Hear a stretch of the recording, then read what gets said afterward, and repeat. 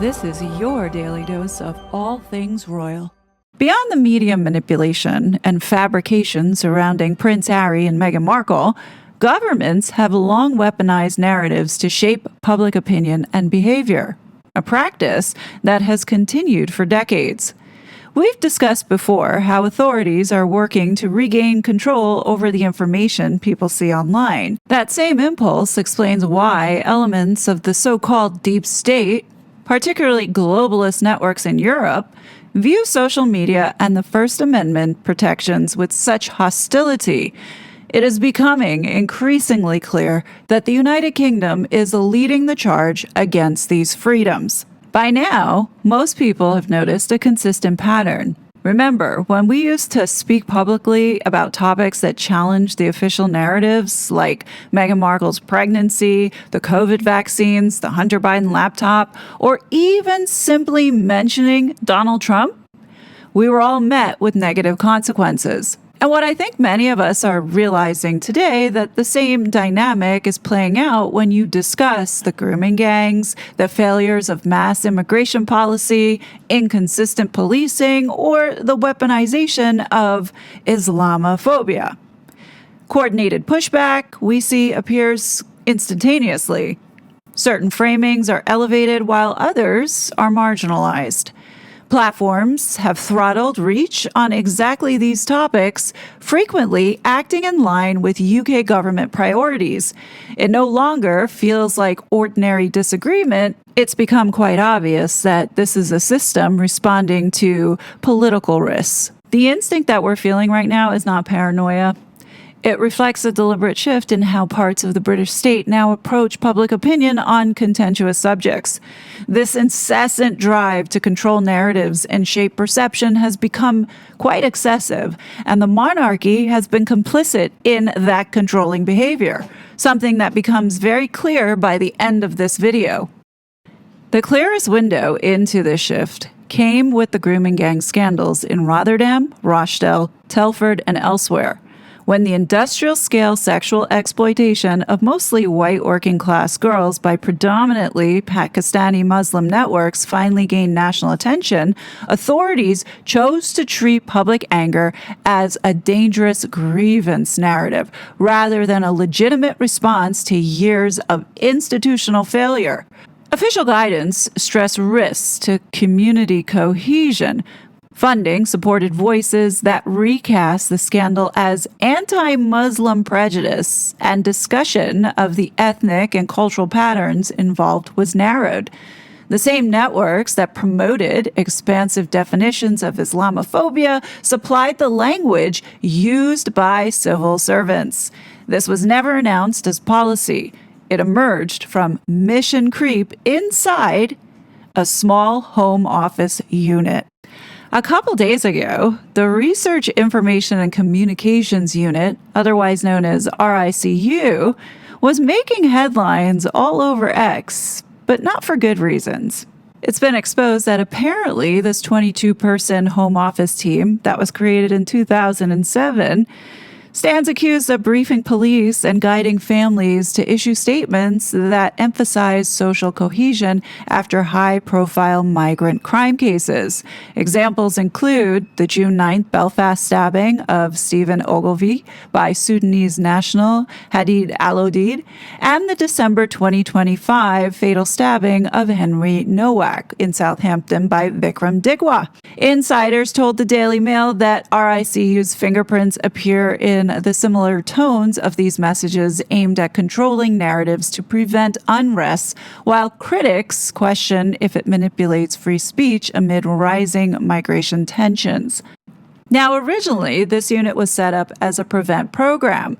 Its original brief was narrow in scope, which was designed to counter al-Qaeda and later ISIS propaganda aimed at British Muslims, using communications rather than solely arrests. It had remained limited to the overt, clearly attributed government messaging directed at people already close to terrorist radicalization. But instead, over the years, it evolved. Internal priorities broadened from stopping actual terrorists to countering extreme narratives and anything that might erode trust in institutions. The unit began commissioning private agencies to produce campaigns that looked like independent community efforts. Projects such as Help for Syria, youth magazines, YouTube channels, and brands like You Can carried messaging and branding developed right inside the RICU, but were presented as grassroots initiatives. So very deceptive here. Only Freedom of Information releases and contract details later showed the government's hand in all of this. The state was buying influence in the information space while keeping its role hidden. Very deliberate and very deceptive. So once the target widened from violent extremism to grievance narratives, many ordinary political concerns fell inside the frame. We have public anger over the grooming gangs and cover-ups, hostility to rapid demographic change, and complaints about two-tiered policing, criticism of race-based double standards, and even skepticism towards flagship policies such as net zero. In the internal language, these became risk factors requiring narrative management. And what I think is important to understand is that RICU did not operate in isolation. Parallel teams in the Cabinet Office monitored and flagged content during the pandemic. Other departments built direct relationships with technology platforms to influence modern decisions. We have the Online Safety Act, later giving Ofcom formal powers to police, quote-unquote, harmful and mis- and disinformation material. And the underlying model is the same across these efforts. Identify troublesome themes early, work through intermediaries where possible, and shape whatever reaches mass audiences without appearing as overt state censorship. So you can actually take this sort of blueprint and apply it to what Harry and Meghan have been doing, specifically around the time when everybody was questioning the legitimacy of her pregnancy. So think about this in the context of how Harry and Meghan weaponized the media. The practical result is that independent journalists, commentators, and creators like myself who focus on the topics that seem to be somewhat taboo are no longer engaged with simply as citizens offering criticism. Inside these systems, they register as potential vectors whose audiences may need counter messaging or reduced visibility. That's key there. No single prime minister has to issue an order.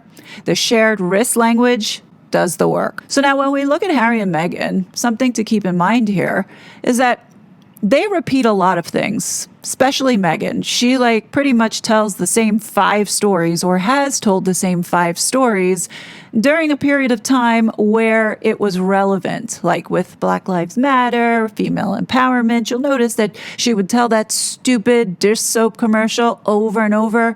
There's a reason for that. It's not because she's unoriginal, she doesn't have any other ideas. It's because that is the narrative that they wanted her to push.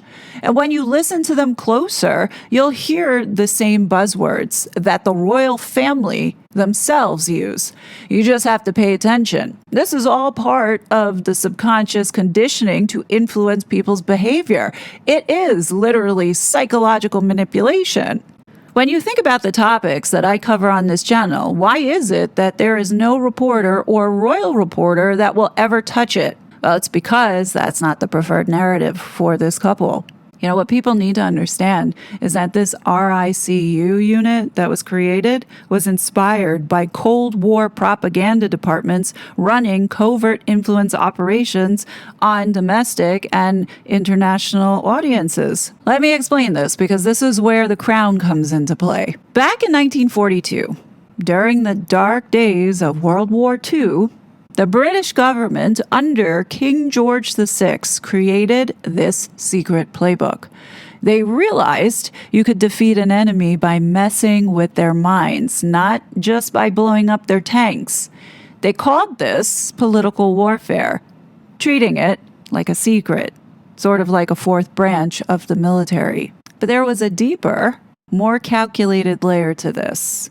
In a functioning democracy, We know politicians come and go every few years, and they are always terrified of being caught in a scandal. To keep these dirty tricks safe from nosy politicians and the chaos of elections, the entire operation was backed by the permanent, enduring power of the royal family. Because the monarchy sits above the reach of voters, it provided a safe house for long-term strategies, ensuring that even if a prime minister was weak or unpopular, the operation would continue uninterrupted, shielded by the palace's unique immunity from political oversight. And you understand this concept when you read through this document and the emphasis on secrecy, like nobody can know about this. And funny enough, after reading through this document, I remembered Harry in 2017 was up on stage at the Obama Foundation Somehow Summit with Melody Hobson saying these exact same sentiments. Because everything that she did and the way she did it was having an impact. It was making a difference. And that, so is that informing you in your work? I think look, it's because of the position that we're in and the role that we play as part of our institution. You're in it for life. You're not in it for 4 years. You're not in it for 8 years. You're in it for life. Therefore, everything that we can do we have a bigger, longer platform than politicians, let's say. So therefore, we can't get involved in certain things, but she rewrote the rulebook. She pushed the boundaries more than ever before, and she was successful, and I think that all of the people that she was working with would be incredibly grateful for her pushing those boundaries. But, you know, it's not always easy, but in today's world, I think the boundaries need to be pushed more and more. Now, when we look at this strategy here, it relied on two main tools. First, there was the white propaganda, the good cop routine. It was honest, open information that the UK proudly put its name on, like the official BBC News, which I don't necessarily think is reputable anymore, but, you know, you would look at BBC traditionally, historically, was the standard go-to for news, designed to build long-term trust. But then there was black propaganda. This is the bad cop routine. And this was where the real mastery of this manipulation lay. This was completely secret, deceptive, and highly aggressive. The government would hide its identity entirely and pretend to be someone else, often impersonating a disgruntled, ultra-patriotic, or rebellious faction from inside its enemy's own borders. They would build secret radio stations that sounded like they were run by the enemy's own soldiers, using their specific slang, their cultural inside jokes, and their deepest frustrations. They would use these platforms to spread dangerous rumors, leak insider secrets, and use biting extreme sarcasm to make the enemy's own leaders look incompetent or treasonous, by making the enemy doubt their own government and fight amongst themselves. They destroyed the target from within, all while leaving absolutely no fingerprints behind. Like I said, with Meghan Markle, she always manages to keep her hands clean. Now, fast forward to today, even though this playbook was written over 80 years ago, it's still heavily active, and you see these traits in the RICU. By using these same deep cover rules inherited by Queen Elizabeth II and now King Charles III, powerful, permanent institutions can run deniable operations. They can subtly influence global politics, influence behavior, distract the public with manufactured drama, and make their opponents look so foolish that no one takes them seriously. All the while, the people running the show keep their hands completely clean, operating on a timeline that transcends any single government or election cycle. So here's a perfect example of this from this secret 1942 playbook that is still in operation today, whether people know it or not.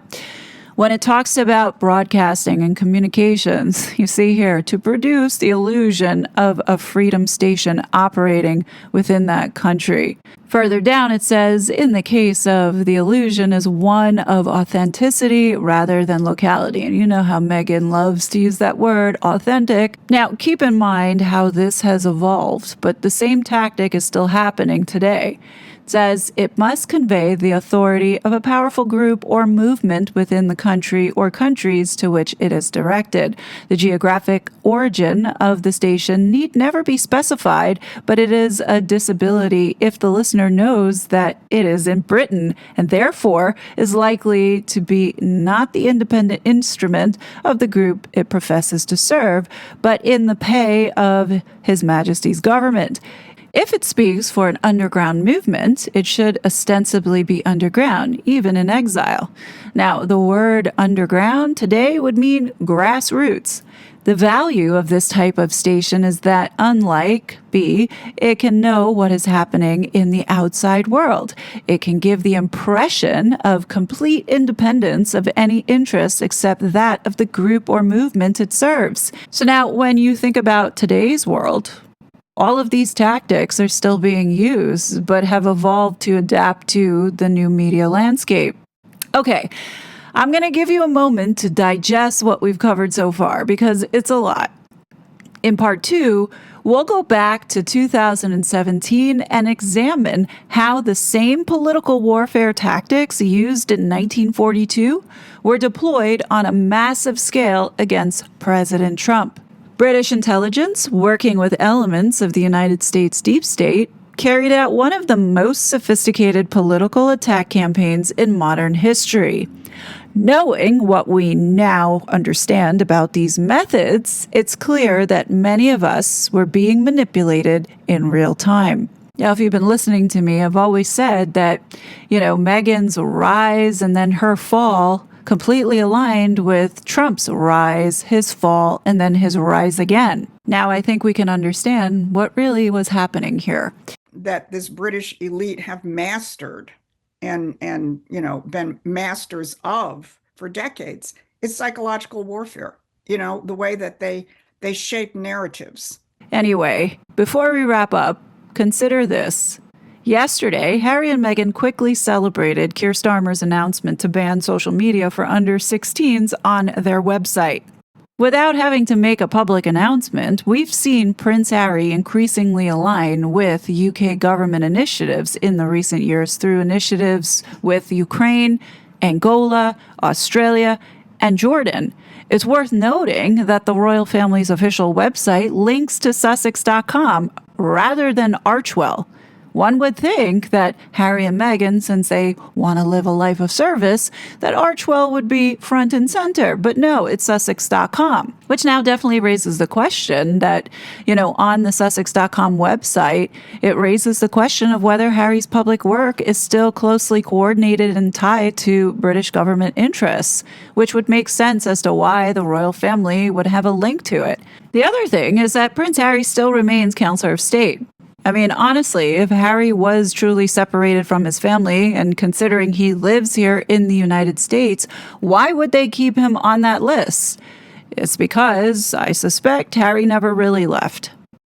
Yeah, when you think about this, why would he still be listed? They could have easily have removed him since he no longer lives in the UK. Or does he? We're only being told what they want us to know. We don't know truly what's happening here. But I'll tell you this much. Looking at everything over the last 8 years, while this whole saga has been going on, it has all the markings of a black operation. And what we see here with the growing desperation to control the online space becoming more obvious as more people wake up to these efforts to shape public thought and behavior, people are getting furious that they are being manipulated in such a sinister way. And let me just add, I don't think we'll ever know the full truth about who this woman we're calling Meghan Markle really is and the full story around this Megxit saga. And that's because I believe, and this is my personal opinion, that it's worse than the scandal with Epstein. You don't need me to rehash this. Like, I think the last 5 years we've been talking about why I say this, right? Anyone with a functioning brain, after witnessing everything that's gone down over the last 6 years, it's clear that Harry's still tied to the UK government. And what is damaging here is that if the truth ever comes to light, and we find out that indeed Harry has been connected to the UK government this whole entire time, what he has been doing here could be seen as an act of war. So now you understand the seriousness of this. And I explained this from day one, why he needed to be deported back in 2021. So now, fast forward, we are here. And everything that we've watched Harry and Meghan do with no consequence and very little reporting by the media goes to show that something's up here. Anyway, you don't need me to belabor this point. You know how I feel. Anyhow, let me know what you think about this. Definitely let me know your thoughts below. Be sure you have your notification bell on because tomorrow's video, you're not going to want to miss it. It's all going to make sense to you. Let me know your thoughts below. As always, I will be back with more content, but until then, please be safe and I will talk to you later. Bye. Such a fraud.